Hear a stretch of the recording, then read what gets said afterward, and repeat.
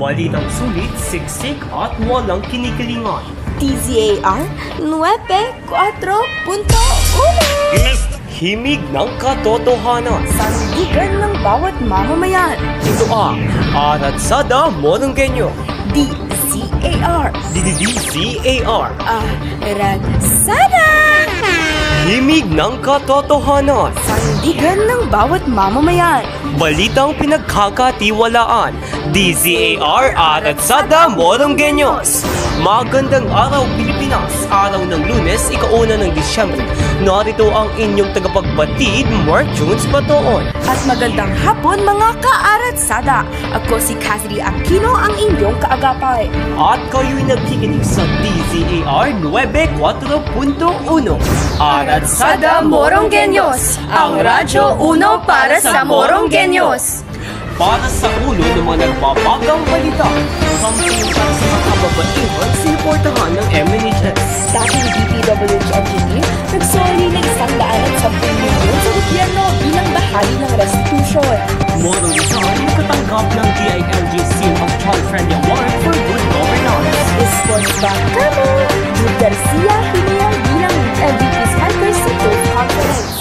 Para sa unang balita, campaign para sa mga kababaihan, sinuportahan ng MNHS. Marjorie, ibalita mo.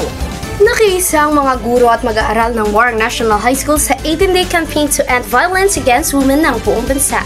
Ito'y upang ipakalat sa buong Pilipinas na wakasan ang karahasan sa mga kababaihan. Nito lamang ika-28 ng Nobyembre. Bilang pagsuporta ng paaralan sa campaign, inanunsyo nito ang pagsusuot ng orange shirt ng lahat ng mga mag-aaral, guro at mga empleyado ng nasabing paaralan tuwing Biyernes sa loob ng 4 na linggo. Marjorie Wanilio, nagbabalita. Salamat Marjorie. Para naman sa balitang nasyonal, dating DPWH engineer nagsoli ng 110 milyon sa gobyerno bilang bahagi ng restitution. Narito si MJ para sa impormasyon.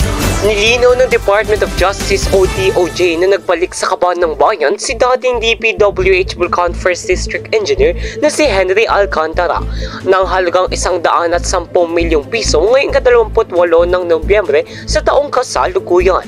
Ito ay bahagi ng kanyang ipinangakong 300 milyong restitusyon kaugnay ng umani anomalya sa flood control at iba pang infrastruktura, kabilang ang mga sinasabing ghost projects. Ayon kay DOJ Acting Secretary Frederick Vida, ang pagbabalik ng pera ay isinakatuparan sa pamamagitan ng abogado ni Alcantara at dinaluhan ng mga kinatawan ng Land Bank at Bureau of Treasury. Para sa verifikasyon, ito ang kauna-unahang malaking restitusyon na nakolekta mula sa kasong may kaugnayan sa flood control scam sa Bulacan. Mark Jones Batoon para sa malawakang pagbabalita. At kami magbabalik matapos ang isang komersyal. Oras para sa buong kapuluan, 2:30 ng hapon. Ma, bakit po ang dami nakamas sa labas? Kaya nga, meron na naman silang na-discovering bagong sakit. Anong sakit na naman yan, Mama? Ito ay tinatawag na influenza. Parang COVID-19 ba, Mama? Parang ganun na nga. Ano ba yan? Parang balik COVID na naman. Ang sakit na influenza ay delikadong sakit. Mahalagang mag-ingat ang lahat at magpakonsulta sa doktor kung sakaling makaramdam ng sintomas sa sakit na ito. Isang mahalagang paalala mula sa himpilang ito. At kami nagbabalik sa DZAR 94.1 Aratsada Moronggenyos. Para sa susunod na balita, Morong Rizal nakatanggap ng DILG Seal of Child Friendly Award for Good Governance. Kazi, ibahagi mo. Nakatanggap ng Seal of Child Friendly Local Governance Award ang bayan ng Morong Rizal sa ilalim ng pamumuno ni Mayor Sidney Soriano. Nito lamang ika-29 ng Nobyembre, taong kasalukuyan. Matatandaang nakatanggap din ang bayan ng Seal of Good Local Governance Award noong mga nakaraang buwan. At ngayon na may pangalawa nitong parangal na SCLFG Award. Iba't ibang lugar din sa probinsya ng Rizal ang nakakuha ng parangal na SCLFG.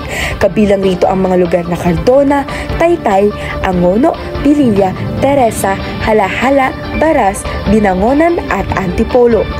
Cassidy Aquino, nagbabalita para sa Moronggenyo. Para naman sa balitang sports, Jude Garcia hinirang bilang MVP sa Spikers Turf Conference. Kate Sebastian, ibahagi mo. Kinilala si Jude Garcia matapos siyang hirangin na Most Valuable Player ng 2025 Spikers to Turf International Conference noong Sabado, ika-29 ng Nobyembre. Tinapos ni Garcia ang semifinals bilang nangungunang scorer ng liga na may 113 puntos, binigyang diin din ang kanyang all-around na laro na nagpalakas sa kanyang patuloy na dominasyon. Ang MVP trophy ay nagsilbing motibasyon para kay Garcia na nagpalakas sa crisscross sa isang breakthrough championship noong Sabado. Ito si Kate Sebastian, updated sa sports mula umaga at hapon nagbabalita. Iyan ang 5 minutong pagbabalita mula sa Istasyong Radyo 1 para sa Morongenyo. Himig ng katotohanan. Sandigan ng bawat mamamayan. Ito ang DZAR 94.1 Aratsada Morongenyos. Hanggang sa muli, Kaaratsada!